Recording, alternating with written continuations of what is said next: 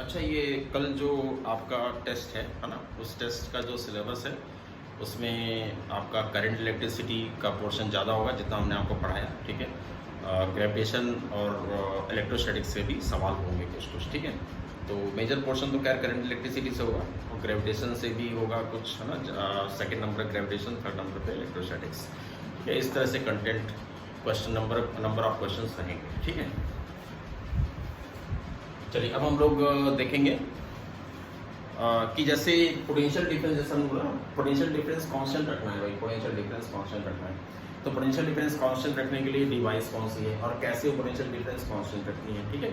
एक बार इसका मैकेनिज्म देख लेते हैं। हालांकि ये पूछता नहीं है एग्जाम में, ठीक है। बोर्ड एग्जाम में भी है ना नहीं पूछता, और जैसे कंपटीशन भी हो गया तो कंपटीशन में भी ये सब नहीं पूछता। ये सिर्फ आपकी नॉलेज के लिए है, ठीक है। थोड़ा इंटरेस्ट आपका बना रहे, ठीक है, इस बात के लिए है, ठीक है। तो ये देखेंगे कि किस तरह से कांस्टेंट पोटेंशियल डिफरेंस कुछ डिवाइसेस मेंटेन करती हैं, ठीक है।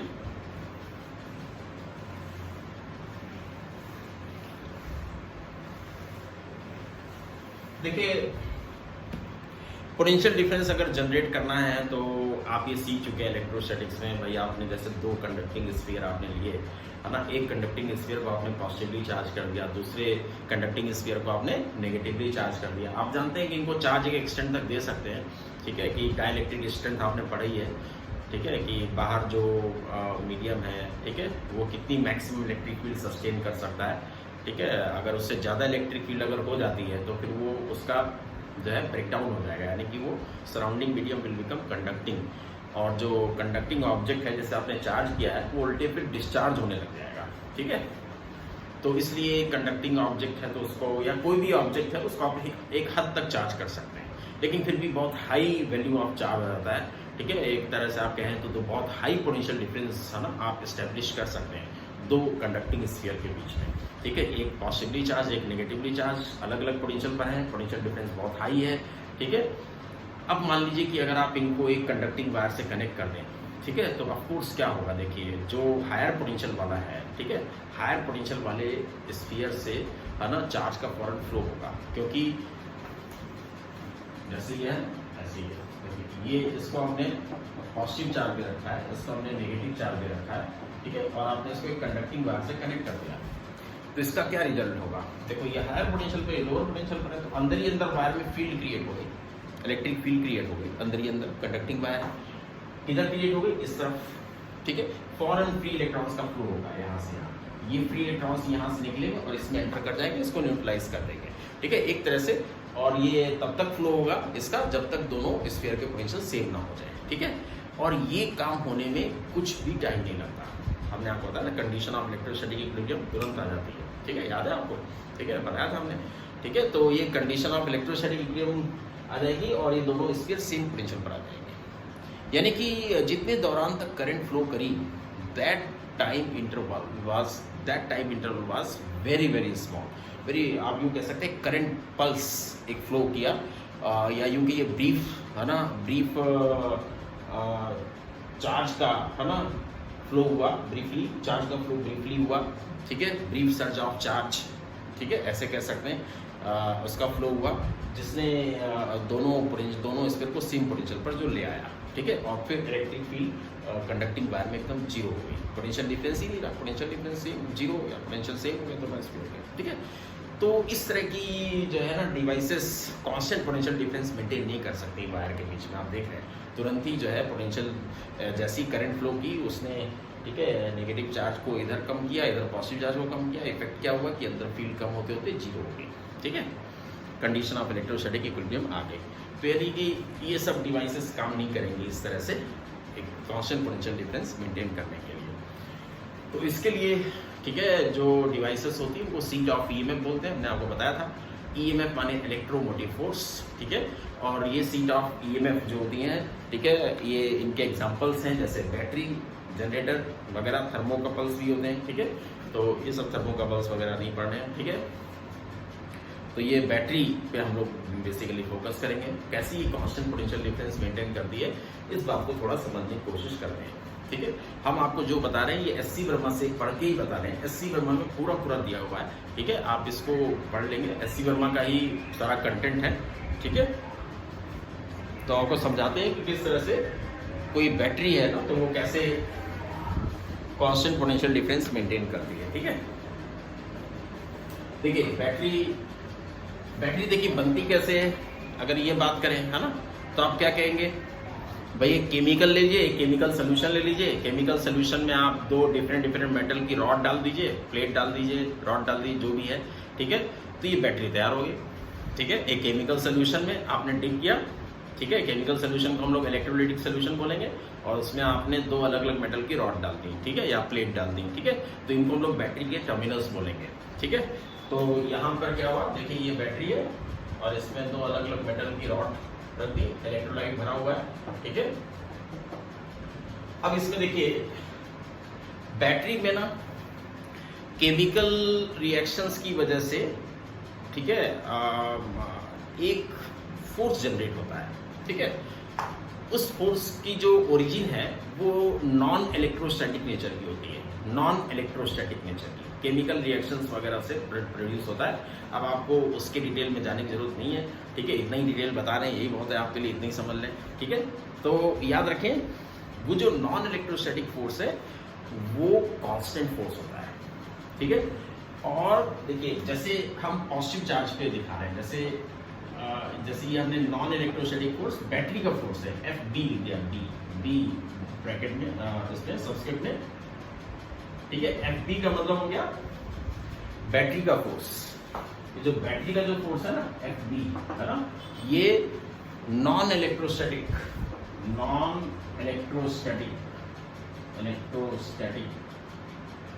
ठीक है फोर्स। ठीक है, नॉन इलेक्ट्रोस्टैटिक ऑरिजिन का फोर्स होता है। ठीक है, बैटरी फोर्स है ये बैटरी फोर्स। ऐसे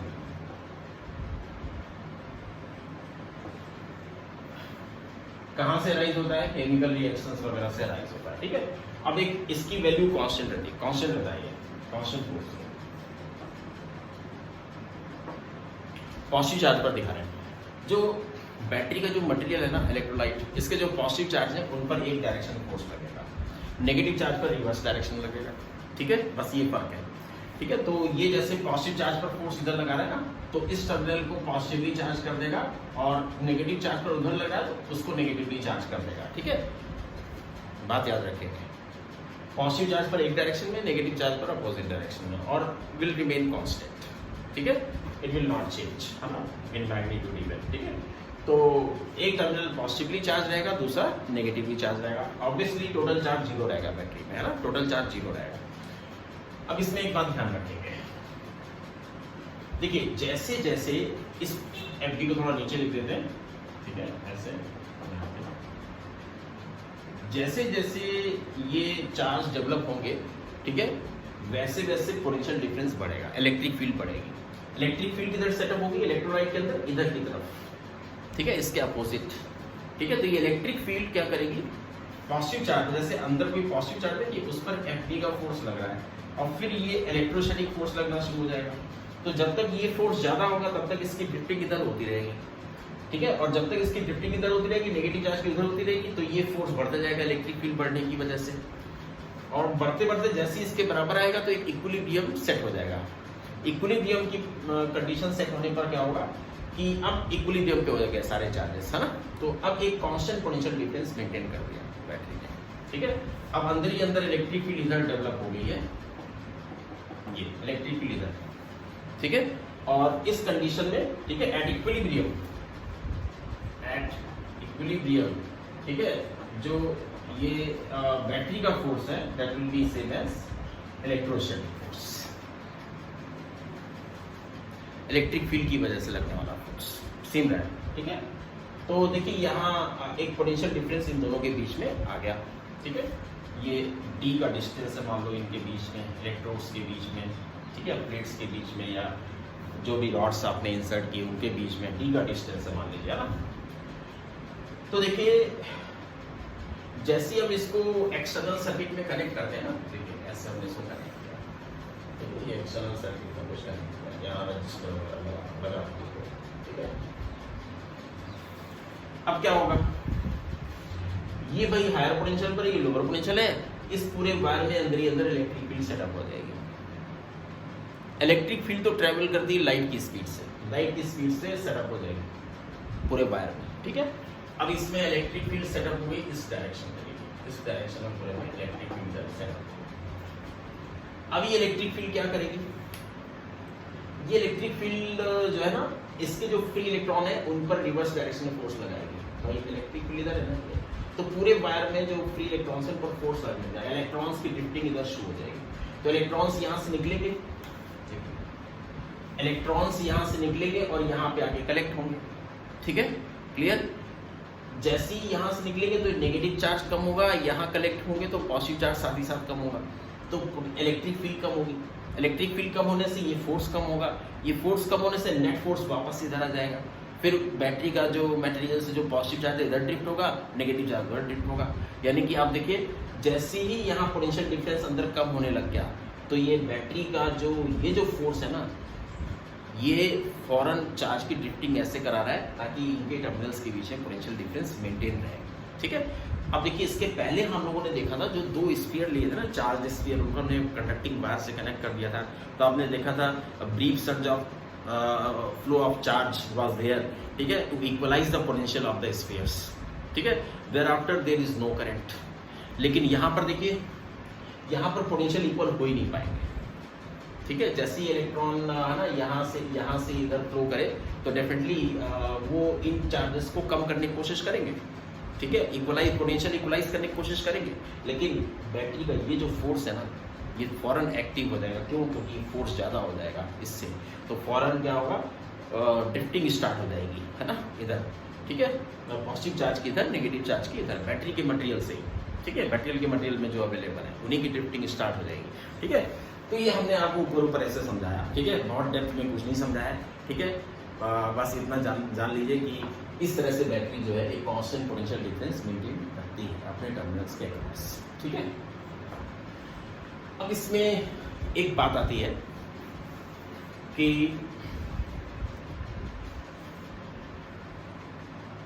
बैटरी के इस फोर्स की वजह से जो वर्क आता है ना, बैटरी का जो नॉन इलेक्ट्रोस्टैटिक नेचर का जो फोर्स है, इसकी वजह से चार्ज पर जो वर्क आता है, उस वर्क के बिहाफ पर डिफाइंड है EMF of the battery, electromotive force कहते हैं उसको। नाम थोड़ा सा मिसलीडिंग है, फोर्स है ना, जबकि आप देखेंगे कि आप जो इलेक्ट्रोमोटिव फोर्स है बैटरी का, दैट इज वर्क डन पर unit charge, that is work done पर यूनिट चार्ज, बट नाम है फोर्स, ठीक है। तो काफ़ी मिसलीडिंग है नाम, तो इसके नाम पे मत जाइए, ठीक है। बस इसका जो खास कंसेप्ट है उसको दिमाग में रखिए, ठीक है। तो ये जो ईएमएफ है ना किसी भी बैटरी का, जिसको हम लोग ई से डिनोट कर देते हैं, ईएमएफ ऑफ अ बैटरी या ईएमएफ ऑफ अ सेल, ये एक सेल है, ठीक है। तो ईएमएफ ऑफ अ सेल कहिए, बैटरी कहिए, कोई कुछ बैटरी कहिए, कुछ भी कहिए, ठीक है। बस ईएमएफ क्या है, that is the work done पर unit charge by the battery force. जो बैटरी फोर्स है, ये बैटरी फोर्स, ये वाला फोर्स नहीं, इलेक्ट्रोस्टैटिक फोर्स नहीं, इलेक्ट्रिक फील्ड की वजह से जो फोर्स आएगा वो इलेक्ट्रिक फोर्स आएगा, उसका वर्क नहीं, बैटरी के फोर्स का वर्क पर unit charge, that is the EMF, ठीक है। अब जैसे मान लीजिए कि जैसे आप जानते हैं कि इलेक्ट्रॉन का फ्लो किस तरफ हो रहा है भाई, इलेक्ट्रिक फील्ड इस तरफ है तो फ्री इलेक्ट्रॉन इधर मूव करेंगे, मीन्स करंट इधर फ्लो करेगी, है ना। और हम लोग क्या करते हैं कि करंट इलेक्ट्रिसिटी में ये ज़्यादा कन्वीनियंट रहता है कि हम पॉजिटिव चार्ज का फ्लो कंसीडर करें। लेकिन एक बात दिमाग में रखिएगा, कहीं कोई पॉजिटिव चार्ज फ्लो नहीं कर रहा है, फ्लो क्या कर रहे हैं यहाँ पर, फ्री इलेक्ट्रॉन्स, ठीक है। लेकिन हम लोग इक्विवेलेंटली क्या मानते हैं, जितने फ्री इलेक्ट्रॉन्स, ठीक है, जितने फ्री इलेक्ट्रॉन्स इधर जा रहे हैं, एक सेकंड में इधर क्रॉस कर रहे हैं किसी क्रॉस सेक्शन को, हम कहेंगे उतना ही, हम एज्यूम करेंगे उतना ही पॉजिटिव चार्ज उसके रिवर्स डायरेक्शन में पर सेकंड इधर क्रॉस कर रहा है, ठीक है। तो हम पॉजिटिव चार्ज से डीलिंग रखेंगे, मन में ये दिमाग में रखेंगे कहीं कोई पॉजिटिव चार्ज का फ्लो नहीं है तो फ्री इलेक्ट्रॉन का ही फ्लो, ठीक है। पॉजिटिव चार्ज जो इसमें है वो फिक्स है अपनी जगह, क्योंकि फ्री इलेक्ट्रॉन्स जो हैं जिन एटम से निकल के फ्री हुए हैं, ठीक है, वो एटम तो उस एटम पे तो टोटल चार्ज पॉजिटिव आ ही गया, एक इलेक्ट्रॉन फ्री हो गया, जैसे मान लीजिए, ठीक है, मान लीजिए कॉपर वायर है, कॉपर वायर के हर एक एटम से एक इलेक्ट्रॉन फ्री हो गया, तो एटम पे तो ओवरऑल देखेंगे तो कैसा चार्ज आएगा, पॉजिटिव चार्ज आएगा, ठीक है। तो वो नहीं मूव कर रहे हैं, वो अपनी जगह फिक्स है, ठीक है। बस वो ज़्यादा से ज़्यादा क्या कर सकते हैं, अपनी मेन पोजीशन के अबाउट वाइब्रेट कर सकते हैं, ठीक है। That will reflect in the temperature of the wire, right. लेकिन एक्चुअल फ्लो जो है वो फ्री इलेक्ट्रॉन्स का है। लेकिन करंट इलेक्ट्रिसिटी में हम लोग क्या करेंगे, उसको रिप्लेस करेंगे इक्विवेलेंट पॉजिटिव चार्ज से, रिवर्स फ्लो में, ठीक है। तो जैसे मान लीजिए इधर करंट फ्लो कर रही है, तो अगर मान लीजिए क्यू का चार्ज यहाँ से यहाँ फ्लो करता है, कि क्यू का चार्ज ये यहाँ से यहाँ, बैटरी के अंदर क्यू का चार्ज ये होगा, क्यू मतलब पॉजिटिव चार्ज, ठीक है। अब देखिए पॉजिटिव चार्ज पर तो बैटरी इधर ही फोर्स लगाएगी, ठीक है। तो है ना, मान लीजिए कि है ना ये ईएमएफ है, आप हेडिंग डाल सकते हैं EMF of a battery, EMF को हम लोग ई से डिनोट करेंगे, ई को ऐसे लिखेंगे, इस तरह से मत लिखिएगा, ये तो कंफ्यूजन पैदा होगा। ये ई इलेक्ट्रिक फील्ड के लिए यूज करेंगे, और ये थोड़ा सा इस तरह का सिंबल है, ये ई है ना, इसको हम लोग ईएमएफ के लिए यूज करेंगे, ठीक है। अगर आप इसको ई को ऐसे बनाएंगे तो आप ही फिर डाउट में आ जाएंगे, ठीक है, क्योंकि कहीं पर ये दोनों ई साथ साथ होंगे, ठीक है। तो अगर आप फिर वहाँ कंफ्यूजन की सिचुएशन अराइज हो जाएगी, तो इसलिए उससे बचने के लिए आप ईएमएफ को ऐसे लिखें, ईएमएफ ऑफ अ बैटरी,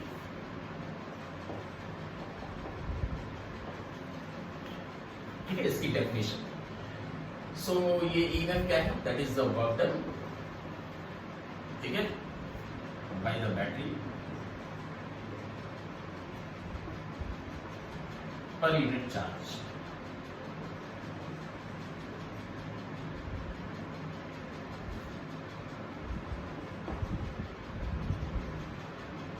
पर यूनिट चार्ज फ्लो, ठीक है। यानी कि मान लीजिए अगर क्यू, ये डेफिनेशन है, ठीक है, ये ऐसे थ्योरेटिकली हमने आपको डिफाइन कर दिया आपके लिए, ठीक है। अब अगर हम कहें कि भाई मान लो कि क्यू का चार्ज जैसे फ्लो करता है, ठीक है, इफ बैटरी, ठीक है, पासेस चार्ज क्यू, इसको रब कर रहे हैं, ठीक है, यहाँ जगह नहीं है, passes a charge q across its terminal,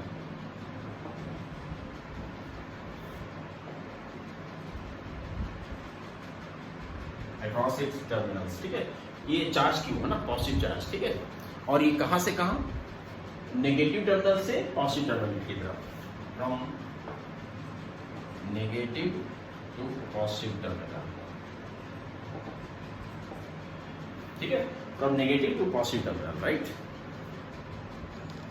ऐसे। Battery passes a charge q across its terminals from negative to positive, है ना। Work done by the battery,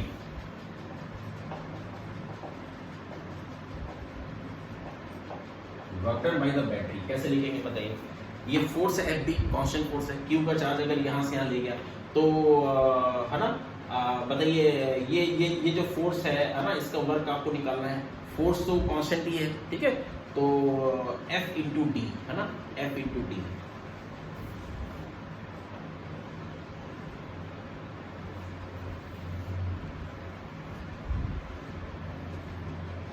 ठीक है। क्यू चार्ज पर लगने वाला फोर्स एफ बी है, क्यू चार्ज पर लगने वाला फोर्स, ठीक है, एफ बी इंटू डी, ठीक है।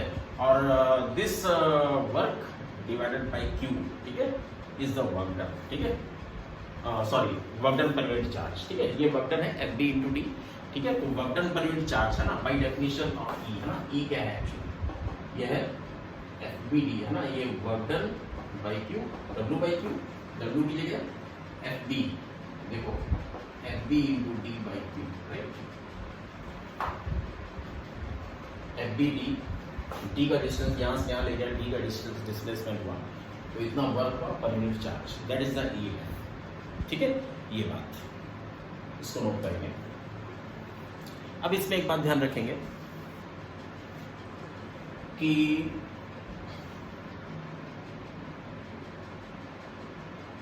अगर बैटरी ओपन सर्किट में है, ठीक है, अगर बैटरी ओपन सर्किट में है तो फिर इलेक्ट्रिक फोर्स और ये फोर्स बराबर रहेंगे, ठीक है, अगर बैटरी ओपन सर्किट में है, ठीक है। तो है ना, एक पर्टिकुलर कंडीशन में या एक पर्टिकुलर कंडीशन में भी कह सकते हैं, ठीक है, ये तो है ही है ना, ये दोनों फोर्स बराबर होंगे जब बैटरी ओपन सर्किट में है, जब कनेक्टेड नहीं है, ठीक है, तो ये बराबर होंगे, ठीक है। एक और कंडीशन में बराबर रहते हैं, ठीक है, वो बाद में देखेंगे अभी, ठीक है। अभी आप वो समझ लीजिए कि उस कंडीशन में जब ये कनेक्टेड भी है तब भी, है ना, ये बराबर है। तो ऐसी कंडीशन में, ठीक है, इलेक्ट्रिक फोर्स का जो है ना, आप इसको क्या कह सकते हैं, इसकी जगह आप लिख सकते हैं, ठीक है, क्या ये इलेक्ट्रिक फोर्स है ना, QE के बराबर, FB की वैल्यू QE के बराबर, QE है ना, QE, तो QE के बराबर into D by Q, so that will be E into D, and E into D is nothing but potential difference, ठीक है, जिसको आप B कह सकते हैं, ठीक है। तो देखिए, है ना, एक बात याद रखिए कि बैटरी का जो EMF है एक पर्टिकुलर कंडीशन में पोटेंशियल डिफरेंस के बराबर भी होता है, लेकिन याद रखेंगे जब जब इलेक्ट्रिक फील्ड का फोर्स कम हो जाएगा इससे, ठीक है, तब पोटेंशियल डिफरेंस कम हो गया है EMF से, ठीक है। याद रखें EMF जो है ना, EMF और पोटेंशियल डिफरेंस के बराबर कब है, जो EMF ये इलेक्ट्रिक फील्ड की वजह से जो पोटेंशियल डिफरेंस आया है, ठीक है, वही वैल्यू EMF के बराबर कब बन जाती है, एक तो ओपन सर्किट में बनेगी अगर बैटरी कनेक्टेड नहीं है, ठीक है। एक केस स्टडी हम आपको बता देते हैं, that is the ideal battery. अगर आइडियल बैटरी है, ठीक है, आइडियल बैटरी जिसमें इंटरनल रेजिस्टेंस 0, ठीक है, तब भी ये कंडीशन रहती है, ठीक है ना, तब भी कंडीशन रहेगी, इसको दिमाग में रखेंगे, आइडियल बैटरी की कंडीशन में भी, और अगर बैटरी अगर कनेक्टेड नहीं है सर्किट में तब भी, ये दो कंडीशंस होती हैं खास तौर से, जब जो है ये इसका फोर्स और इलेक्ट्रिक फील्ड का फोर्स, इलेक्ट्रोस्टैटिक फोर्स बराबर रहते हैं। फिर ऐसे केस में EMF टर्मिनल पोटेंशियल डिफरेंस के बराबर है, ये टर्मिनल पोटेंशियल डिफरेंस EMF के बराबर है, ठीक है। तो है ना, इसको लिख लेंगे, है ना। देखिए EMF और पोटेंशियल डिफरेंस दोनों अलग अलग क्वांटिटीज हैं, लेकिन ये एक पर्टिकुलर कंडीशन में सेम है। वो पर्टिकुलर कंडीशन क्या है, या तो बैटरी आइडियल हो या फिर बैटरी ओपन सर्किट हो, यानी सर्किट में कनेक्टेड ना हो, तो फिर ये बराबर रहेगी, ठीक है। तो इस बात को मेंशन कर लेंगे आप, ठीक है। वैसे E का जो डेफिनेशन है वो ये है W/Q, ठीक है।